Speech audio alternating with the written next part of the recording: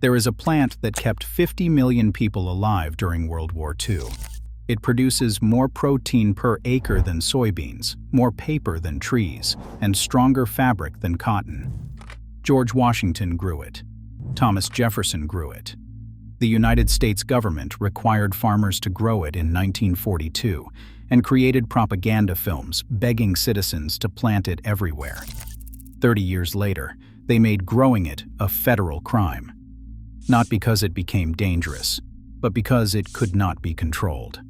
3 industries spent billions making sure you only know its name as a drug. The plant is Cannabis sativa, not marijuana. Hemp, the same species, different cultivar. Hemp contains less than 0.3% THC.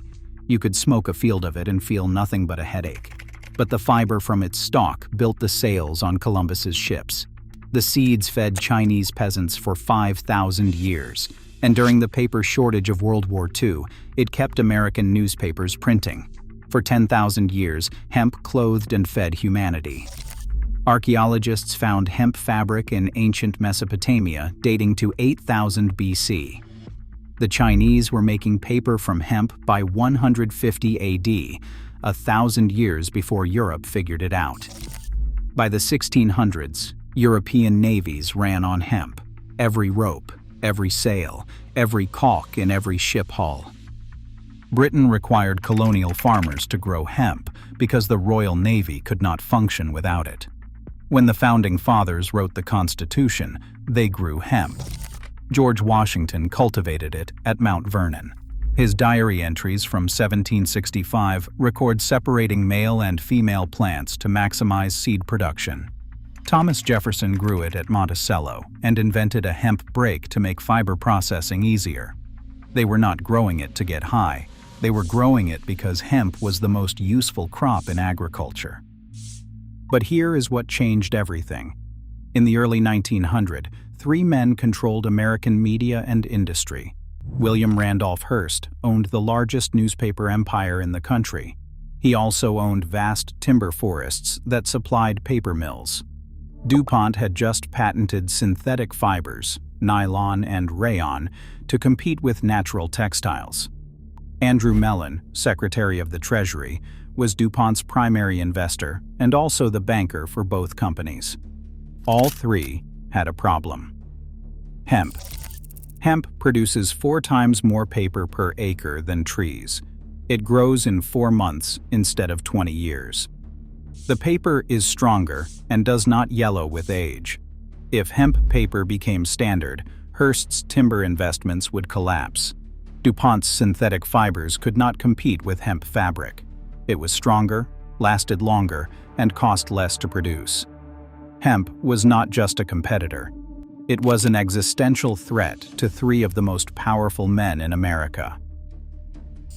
In 1937, Congress passed the Marijuana Tax Act. The law did not technically ban hemp.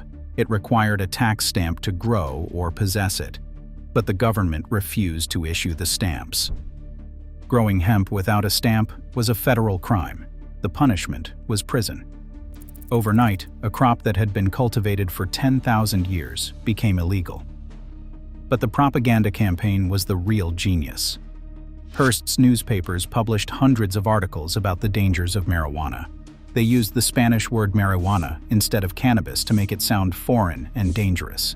They claimed it caused insanity, violence, and addiction. They never mentioned that industrial hemp was the same species. Most Americans did not know. Farmers stopped growing it because they were afraid of being arrested. The market collapsed. By 1940, hemp cultivation in the United States had nearly disappeared. Then, World War II started. In 1942, the Japanese cut off America's supply of Manila hemp from the Philippines. The military needed rope, canvas, and parachute webbing. They needed it immediately. The Department of Agriculture produced a film called Hemp for Victory. The government that had spent 5 years criminalizing hemp suddenly begged farmers to plant it. They offered subsidies. They provided seeds. They opened military-run hemp processing plants across the Midwest. Farmers planted 400,000 acres of hemp. The crop that was illegal in 1941 became patriotic duty in 1942. And the seeds fed people.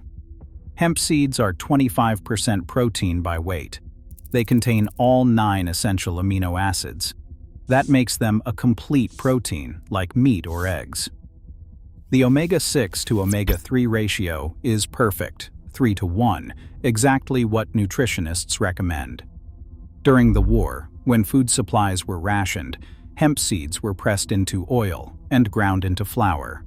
In Eastern Europe and Russia, where the famine was worse, hemp porridge kept entire villages alive.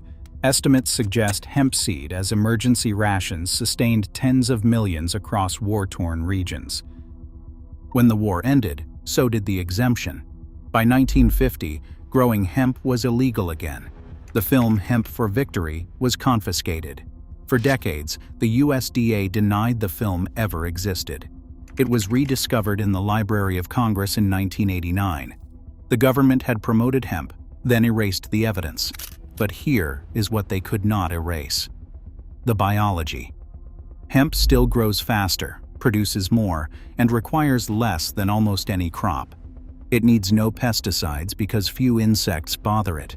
It needs no herbicides because it outcompetes weeds naturally. It actually improves soil. The deep taproots break up compacted earth and pull heavy metals out through phytoremediation. Farmers call it a mop crop. You plant it to clean soil that has been poisoned by industrial agriculture. 1 acre of hemp produces as much paper as 4 acres of trees. The paper is stronger and can be recycled more times. It produces as much protein as 2 acres of soybeans using half the water. The fiber is stronger than cotton and softer after processing. It can be made into biodegradable plastic that breaks down in months instead of centuries. In 1941, Henry Ford built a car body made entirely from hemp plastic. He hit it with a sledgehammer in a promotional film.